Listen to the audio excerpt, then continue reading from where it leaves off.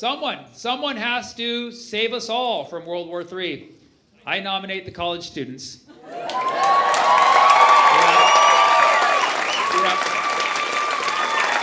Yeah. I was having a conversation with an old classmate from high school because I forgot to make myself not searchable on Facebook. And he was like, Sammy, what do you think about these college protesters? I said, I think they're doing the right thing. They're standing up against genocide. They're standing up against war. Sure, there might be an occasional straggler who's not related to the movement. And just like usual, the media will hyper-focus on them. But the overwhelming, vast majority of these students, they are using their First Amendment right to protest for a good cause. Yes. And I find that quite refreshing. It's a breath of fresh air. He's like, well, it's illegal. I'm like, then it's a line of cocaine. The most potent comes from Colombia. He's like, well, they're trespassing. I'm like, dude, if I pay $60K in tuition, I can sit in whatever bush I want. Do you understand me? If they are trespassing, then give them their money back. Like, what did you think was going to happen? For years, you told these kids they had no future job. You told them they were useless, that they were addicted to social media, that they were going to end up being homeless. Well, now guess what? Living in tents in front of Harvard. That's what you get. You get what you wish for, okay? And this guy's like, well, they're just a bunch of woke kids using hate speech. I'm like, which one is it? All right? You can't be anti-woke and anti-free speech. That's like saying, I'm a morning person who hates breakfast. Like, no, that's your thing. Don't. He's like, well, they're anti-Semitic. I'm like, dude, these protests are mostly being organized by Arab and Jewish students. That's the most Semitic thing you've ever seen in your existence. Arabs are Semitic too. Did you know that? Didn't go to college? Got it. Okay.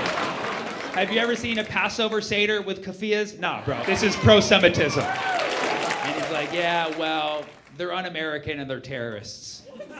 I was like, do you know why they're protesting? They're calling for their campuses to divest from Israel. He's like, what's a divest? I'm like, that might be the problem. But you just asked me, what is a divest?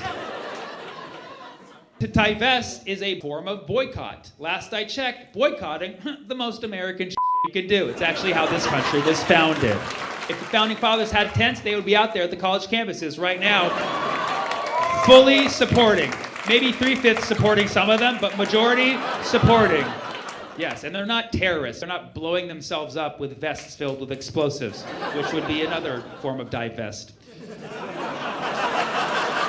This is America, and these institutions, whether public or private, do have the right to support Israel. But then why are they going to be mad when other people are trying to settle on their land? Are you against settling or are you for it, colleges? Make up your minds. But, of course, Biden had a solution for all this. Biden was like, we need to calm these protests down. I'm going to ban TikTok. Like, wow, you just sparked the whole revolution. Good job, Joe. And then the colleges are like, all right, guys, if you're not going to behave, fine. All your classes will be on Zoom. And they're like, yeah, dude, we won! Yeah, they say the revolution will not be televised, but it will be on Zoom, apparently. Little Gazas are disgusting cesspools of anti-Semitic hate, full of pro-Hamas sympathizers, fanatics, and freaks.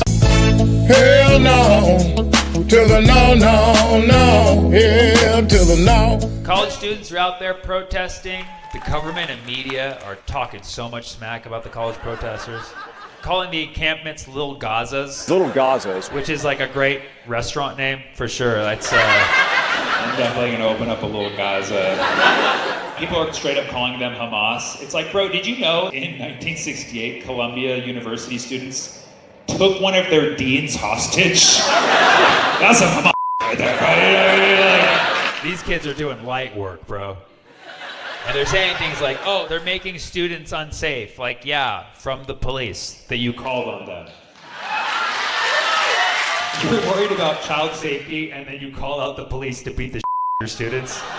Yeah, your priorities are really in order. Just recently, the UCLA encampment was attacked.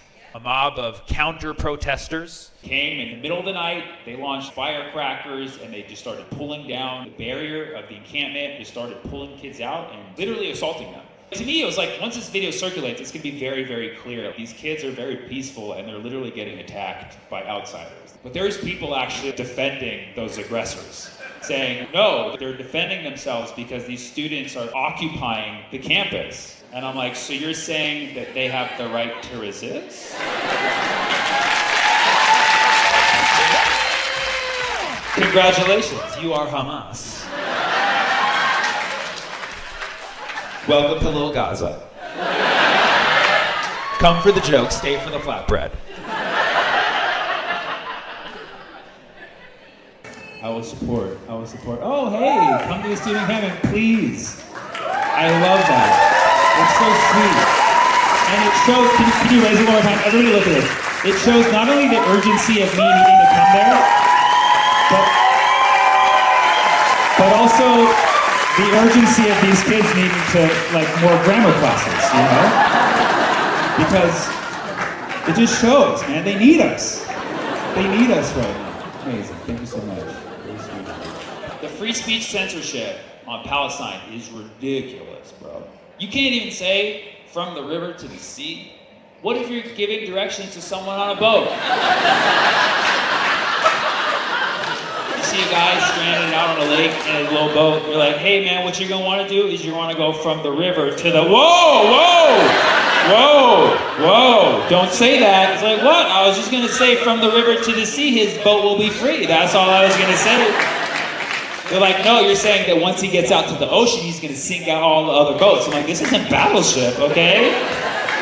I merely want the liberation of that particular boat. That's why I said it that way, and I didn't say L5, you know what I mean? You know who else does from the river to the sea? A baby salmon. Aww. Yeah. Every salmon is hatched upstream and has to swim all the way down to the sea. From the river to the sea is the tale of the liberation of a baby salmon. You eventually eat. You want to ban that? And so listen, I sympathize with people who are sensitive to phrases and words. I get it. Everybody is sensitive to phrases and words for their own reason. But that doesn't change our freedom of speech. I don't specifically want to hurt anybody's feelings, but because I know that my intentions when I say this term are for the liberation of Palestine and nothing else, I feel okay saying it, okay? And if you listen to me, when I tell you that those are my intentions and I'm not lying to you, then you have the choice at that point to either respect and believe me or cry me a river to the sea, okay?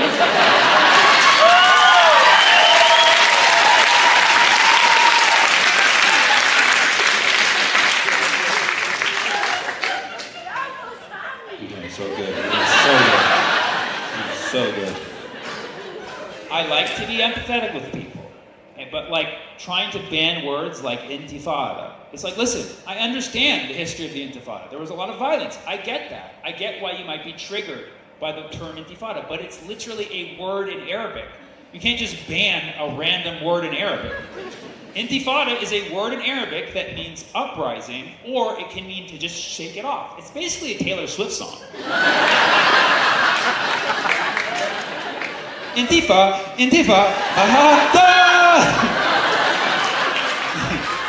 That should be Taylor Swift's new tour. The era of Intifada. You have the right to be offended or to be scared and be hurt by free speech. It doesn't change the nature that it is still free speech.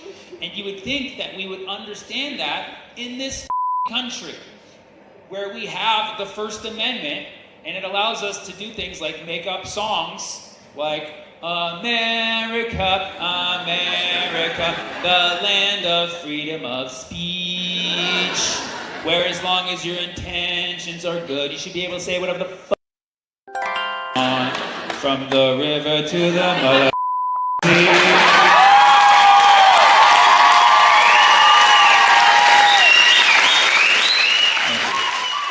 Met someone at a comedy show recently and they're like, hey, were you that guy in that movie True Lies? I was like, you mean the movie from 27 years ago? Yeah, that's me, dude. Just been drinking a lot of smoothies. A lot of kale in this diet. No, I was not in True Lies because I've never been in a movie with lies in the title because I've never been in a movie. So that's how you would know that I'm not telling lies. He was like, I'm so sorry. Does that make me racist? I was like, no, it was an honest mistake. He's like, oh, thank you. I just moved here from Michigan. I said, that makes you racist.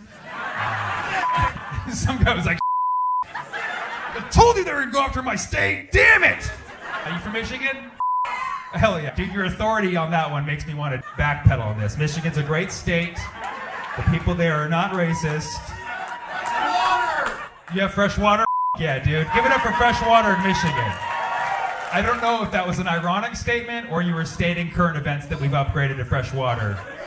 It's both. Yeah, dude. That's a tree line.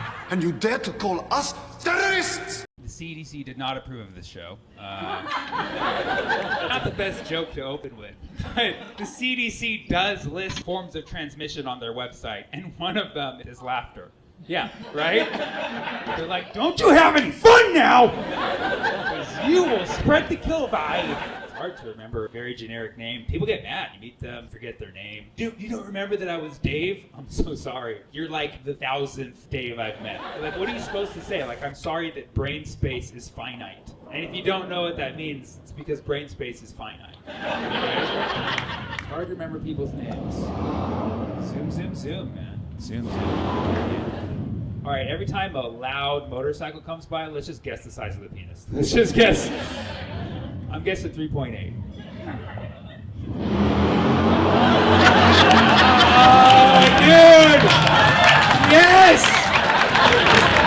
314159265. I'm recovering from a cold. I feel much better now. Whenever I get sick, I always feel like I'm gonna die. I'm terrified of viruses, man. Viruses hate human beings. They hate us because we didn't give them a kingdom in the classification system. Right, some of you guys know what I'm talking about. There's 6 kingdoms of classification in the system, all right? There's animals, there's plants, there's fungus. You guys know what I'm talking about? Had to pick someone for that. Bacteria gets 2 kingdoms. Oh, the double sweet. Thank you very much. And then the last one is protists, which is algae. Seriously? Algae made the cut? Do you think viruses are a little bit pissed about that? Like, algae? What? We're killing people on a daily, all right? We have the common cold coming out with a new release every year. We had Ebola putting us on the map last year. We're the reason you wear condoms. You're terrified of us. We are viruses. How many more have to die till we get a kingdom? I guess what I'm trying to say is free Palestine. I don't really know. I do split-second impressions. They're very, very short. What I do is I channel the aura of the celebrity. I bring them to life. So give me something that we all know. Arnold Schwarzenegger. We'll do one at a time. First one was Arnold Schwarzenegger. Here's my split-second impression of Arnold Schwarzenegger. Split-second impression of Arnold Schwarzenegger. Did you see it? I'm not just doing random stuff. I'm channeling the aura. What's next? Give me someone. Dave Chappelle. Okay, we got Dave Chappelle, Donald Trump, and what was over here? E40. Split-second impression of Donald Trump. It's all on the lips. And now I'm going to do split-second of E40 and then split-second of Dave Chappelle back to back. Split-second impression of E40, then Dave Chappelle. Split-second impression of E40.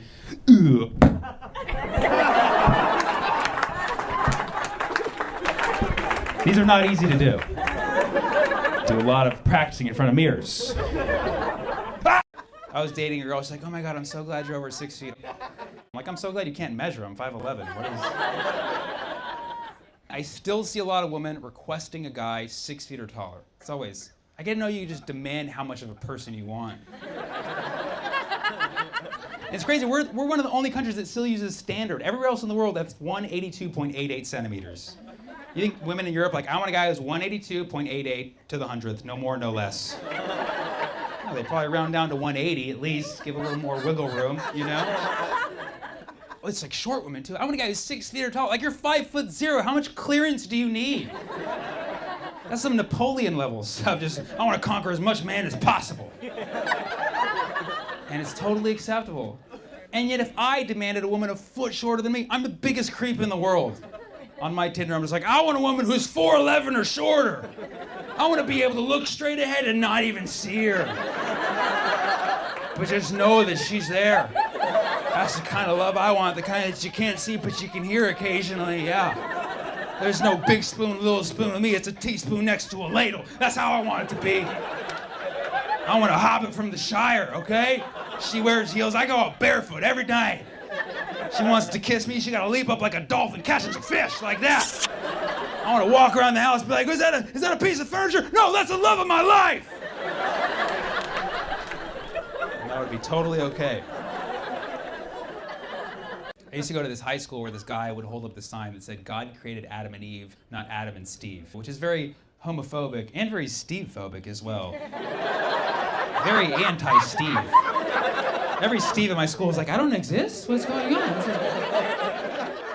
It's so weird how some people think that men being gay is like not natural. It makes pure mathematical sense to me when you consider the ratio of people. For every 100 women on this planet, there's 102 men.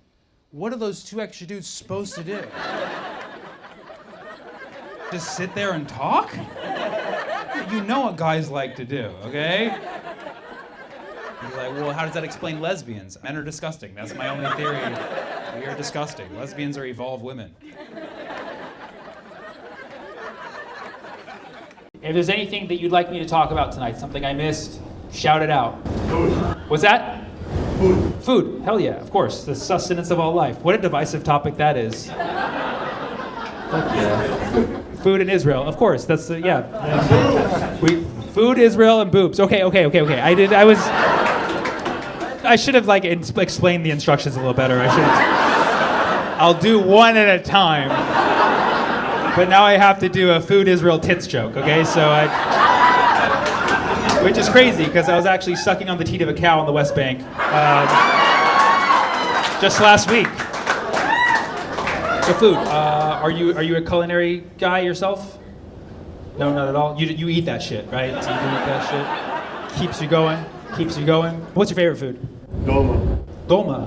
Are you Middle Eastern as well? Where's your family from? Iraq? So did you know that shit? That was kind of scary.